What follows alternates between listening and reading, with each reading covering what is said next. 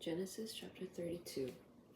Early in the morning, Laban got up, kissed his grandchildren and daughters, and blessed them.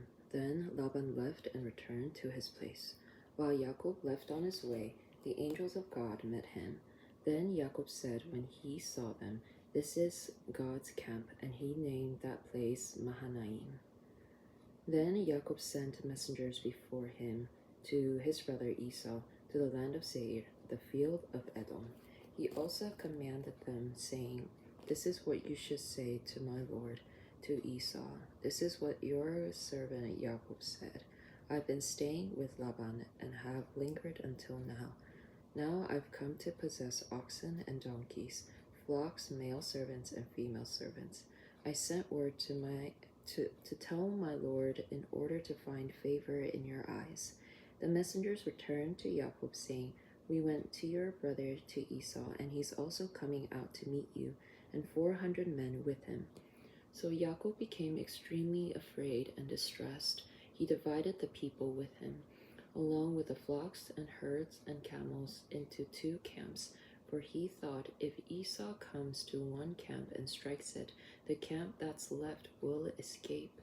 Then Jacob said, "O God of my father Abraham, the God of my father Isaac, Adonai, who said to me, 'Return to your land, to your relatives, and I will do good with you,' I'm unworthy of all the proofs of mercy and of all the dependability that you have shown to your servant.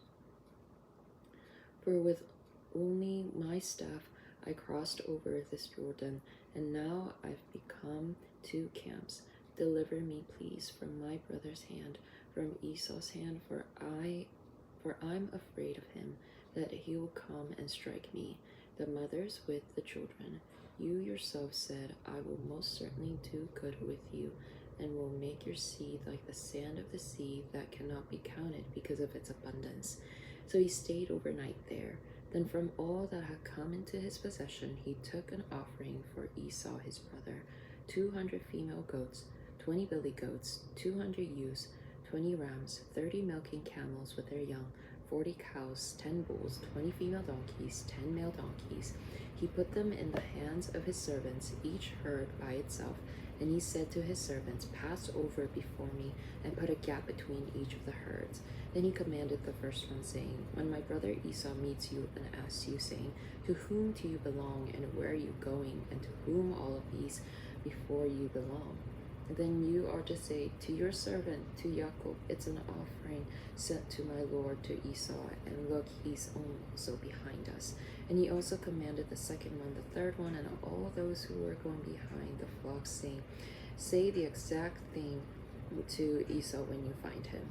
Then you are to say, 'Look, your servant Jacob is also behind us.'"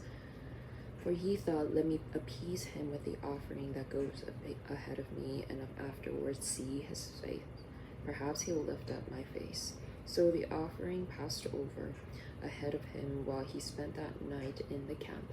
Then he got up that night and took his 2 wives, his 2 female servants, and his 11 sons, and crossed over the ford of the Jabbok. He took them and sent them across the stream, and he sent across whatever he had. So Jacob remained all by himself. Then a man wrestled with him until the break of dawn. When he saw that he had not overcome him, he struck the socket of his hip. So he dislocated the socket of Jacob's hip when he wrestled with him. Then he said, "Let me go, for the dawn was broken." But he said, "I won't let you go unless you bless me." Then he said to him, "What is your name?" "Jacob," he said. Then he said, "Your name will no longer be Jacob, but rather Israel, for you have struggled with God and with men, and you have overcome." Then Jacob asked and said, Please tell me your name." But he said, "What's this? You are asking my name." Then he blessed him there. So Jacob named the place Peniel, for I've seen God's face to face, and my life has been spared. Now the sun rose upon him just as he crossed by Peniel. limping because of his hip. That is why the children of Israel do not eat the tendon of the hip socket to this very day, because he struck the socket of Jacob's thigh on the tendon of the hip. Chapter 33. Then Jacob glanced up and saw, behold, there was Esau coming, and 400 men with him. So he divided the children among Leah, Rachel, Rachel, and the 2 female servants. He put the female servants and their children first, then Leah and her children behind them, then Rachel and Joseph behind him. But he himself passed on ahead of them, and bowed to the ground 7 times until he came near to his brother. But Esau ran to meet him, hugged him, fell on his neck, and kissed him, and they wept. His eyes glanced up, and he saw the woman and the children, and said, Who are these with you? The children whom God has graciously given your servant, he said. Then the female servants approached, they and their children, and bowed down. Leah also approached, along with her children, and they bowed down. And finally, Joseph and Rachel approached and bowed down. What do you mean by this whole caravan that I've met? So he said, To find favor in your eyes, my lord. But Esau said, I have plenty. O my brother, do keep all that belongs to you. Yet Jacob said, No, please, if I have found favor in your eyes, then you will take my offering from my hand. For this is the reason I've seen your face. It is like seeing the face of God, and you've accepted me. Please take my blessing that was brought to you, because God has been gracious to me, and because I have everything. So he kept urging him until he accepted. Then he said, Let's journey and be on our way, and I'll go ahead of you. He continued, My Lord knows that the children are tender, and that the flocks and the cattle in my care are nursing. So if they were pushed hard just one day, all the flocks would die. Please let my Lord pass on ahead of your servant, and I'll move on further gradually, at a pace suited to the livestock that are before me, and a pace suited to the children, until I come to my Lord in Seir. Then Esau said, Please let me leave with you some of the people who are with me. But he said, What's this? Let me find favor in my Lord's eyes. So on that day Esau returned to his way to Seir, but Jacob journeyed to Sukkot and built a house for himself, and for his livestock he made booths. That is the reason that place is called Sukkot. So Jacob arrived in Shalom to the city of Shechem, which is in the land of Canaan. When he came from Patan Aram and camped right in front of the city, he purchased a portion of the field there where he had pitched his tent from the sons of Hamor, Shechem's father, for 100 pieces of money. There he set up an altar, and he called it El is Israel's God. El Elohe Israel. Chapter 34. Now Dinah, Leah's daughter, whom she bore for Jacob, went out to look at the daughters of the land. When Shechem, the son of Hamor, the Hivite, the prince of the land, saw her, he took her and lay with her and raped her. But his soul clung to Dinah, Jacob's daughter, and he loved the young woman and spoke reassuringly to the young woman. So Shechem said to his father Hamor, saying, Get me this girl for a wife. Now Jacob had heard that he had defiled his daughter Dinah while his sons were with his livestock in the field. So Jacob kept quiet until they came in. Meanwhile, Shechem's father Hamor went out to Jacob in order to speak with him.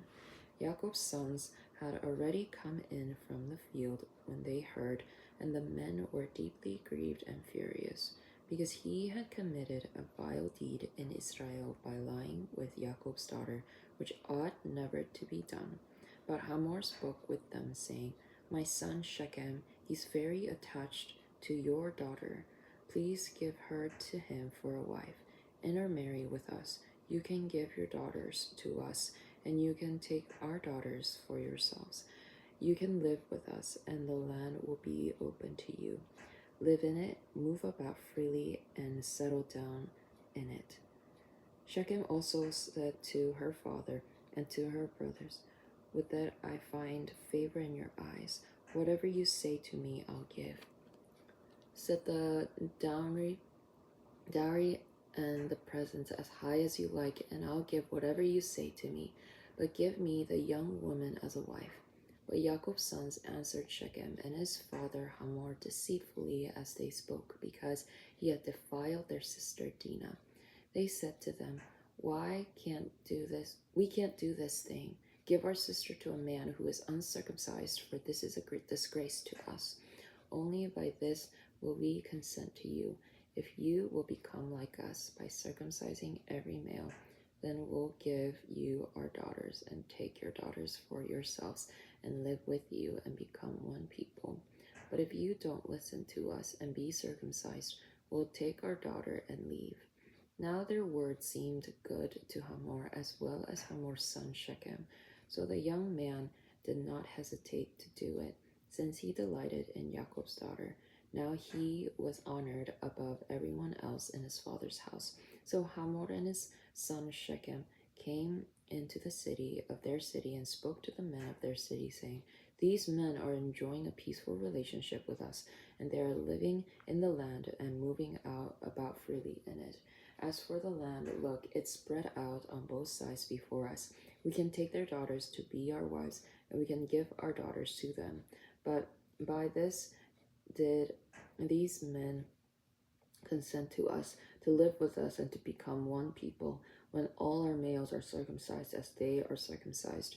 Their livestock and their possessions, won't they be ours? Only let us consent to them, so that they'll live with us." Now everyone who went out of the gate of the city listened to Hamor and to his son Shechem, and every male was circumcised. Everyone who went out this gate of his city. Then on the third day, while they were in pain, two of Jacob's sons, Simeon and Levi, Dinah's brothers, each took his sword and came against the city undisturbed and killed every male. Hamor and his son Shechem they killed with the sword, then took Dinah from Shechem's house and left. Jacob's sons came upon the slain and plundered the city because they defiled their sister. They took their flocks, their cattle, and their donkeys, those that were in the city as well as those that were in the field. All their wealth, their little children, their wives they captured and plundered, as well as everything that was in the house. But Jacob said to Simeon and Levi, "You've brought trouble on me, making me a stench among the inhabitants of the land. Among the Canaanites and the Perizzites, I am but a few men. They'll gather against me and strike me. Then I'll be destroyed, my household and I." But they said, "Should he treat our sister like a prostitute?"